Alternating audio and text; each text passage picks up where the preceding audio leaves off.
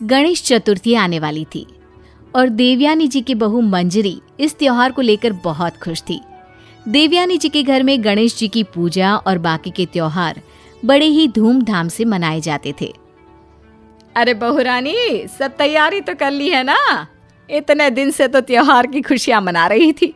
जरा मुझे भी बता, तूने क्या क्या तैयारी की है? मम्मी जी, मैंने सब कुछ तैयार कर लिया है। प्रसाद और भगवान की पूजा कहाँ पर करनी है, उन्हें कहाँ पर स्थापित करना है, सब कुछ डिसाइड कर लिया है। अब तो बस गणेश जी की प्रतिमा लाना बाकी है।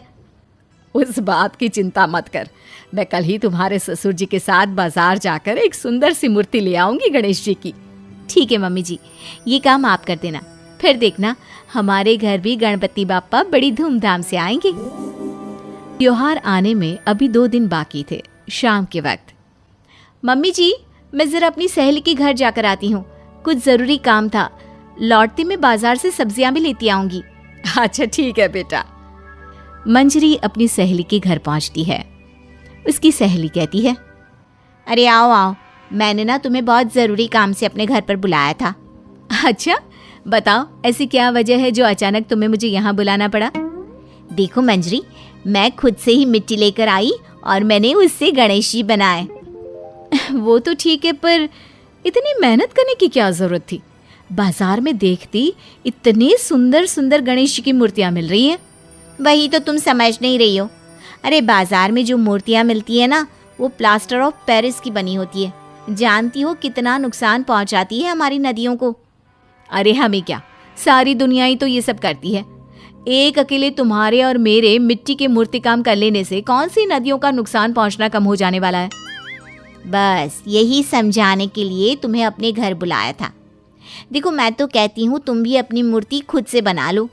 अरे नहीं नहीं, मुझसे इतनी मेहनत नहीं होती। कौन इतना काम करे? वैसे भी ससुराल में काम कम है क्या? और मेरी सासू माँ ने तो सारी की सारी जिम्मेदारी मेरे ऊपर छोड़ दी है। जैसी तुम्हारी इच्छा। मैं तो चाहती थी कि इस बार तुम भी अपने गणेश जी खुद ही बना लेती। इसके बाद मंजरी वापस अपने घर लौट जाती है और घर लौटकर ये बात अपने पति महेश को बताती है। जानती हो, मेरी सहेली मुझसे मिट्टी के गणेश बनाने के लिए कह रही थी। अरे ये तो बहुत अच्छा आइडिया है, तो मैं अपनी सहेली की बात मान लेनी चाहिए थी। अरे लेकिन उसमें कितनी मेहनत लगती है और कितने सारे काम करने बाकी हैं अभी। अच्छा तो फिर ठीक है, जैसा तुम्हें ठीक लगे। अगले दिन सुबह के वक्त मंजरी गाय को खाना देने के लिए अपने घर से बाहर आती है। उसे अपने घर के पास सड़क पर दूर खड़ी एक गाय नजर आती है। मंजरी उसके पास खाना देने गई। उसने देखा कि गाय वहां सड़क पर पड़े प्लास्टिक के डिब्बे को चबा रही थी और देखते ही देखते वो डिब्बा गाय के गले में जाकर अटक गया।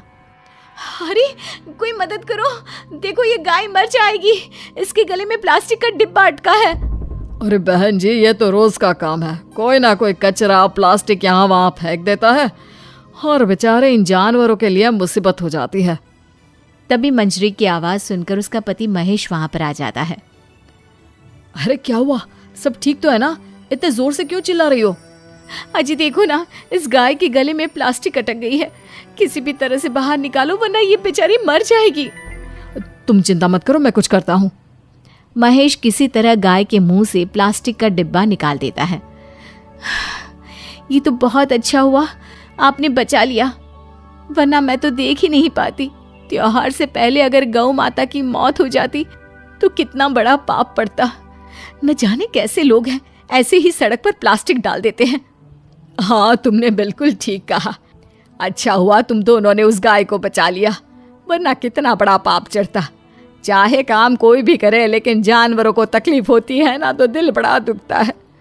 मम्मी जी, मुझे लगता है इसीलिए मेरी सहेली मुझे समझा रही थी कि हमें मिट्टी के गणेश जी बनाने चाहिए।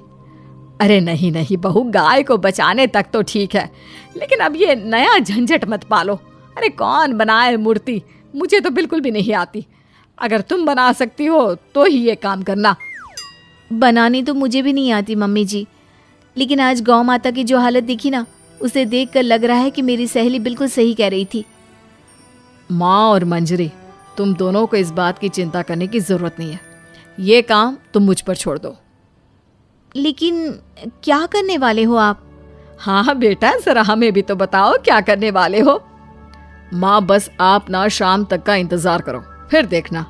मंजरी और देवयानी जी को कुछ भी समझ में नहीं आता, लेकिन वो महेश के कहे अनुसार शाम होने का इंतजार करती है। शाम को जब महेश ऑफिस से लौटकर घर वापस आता है तो एक पैकेट में बहुत सारी गीली मिट्टी लेकर आता है। अरे महेश बेटा, इतनी सारी मिट्टी क्यों लेकर आए हो? माँ, ये इको फ्रेंडली गणेश जी बनाना था ना, इसलिए। हाँ, लेकिन बहू ने बताया था ना कि उसे बनाना नहीं आता, और मुझे तो बिल्कुल भी नहीं आता बेटा। माँ, मैंने उसका इंतजाम भी कर दिया है। वो भला कैसे? ये देखो, YouTube पर अच्छी तरह से दिखाया हुआ है कि मिट्टी से गणेश कैसे बनाना है। अब हम दोनों मिलकर मिट्टी के सुंदर से गणेश बनाएंगे और अपने एनवायरनमेंट की सुरक्षा करेंगे। YouTube का वीडियो देख देख कर महेश और मंजरी ने गणेश जी की बड़ी ही सुंदर सी प्रतिमा बना ली। मंजरी ने अपने मोहल्ले की कुछ औरतों को भी वहां पर बुला लिया और उन सब ने मिलकर गणेश जी की खूबसूरत प्रतिमाएं बनाई। अरे वाह बेटा, ये भी खूब रही। भला हो उस गौ माता का, जिसकी हमने जान तो बचाई, पर बदले में वो हमें कितना अच्छा ज्ञान देकर गई। बिल्कुल ठीक कहती है मम्मी जी। और देखिए तो, इस बार वाले मेरे भगवान हर बार के भगवान से कितने ज्यादा सुंदर है। इस बार तो गणेश चतुर्थी का मजा ही आ गया।